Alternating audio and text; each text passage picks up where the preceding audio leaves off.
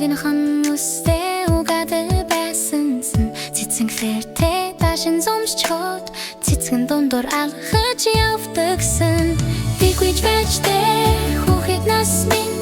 тэгжинж байжтэй рохан нас минь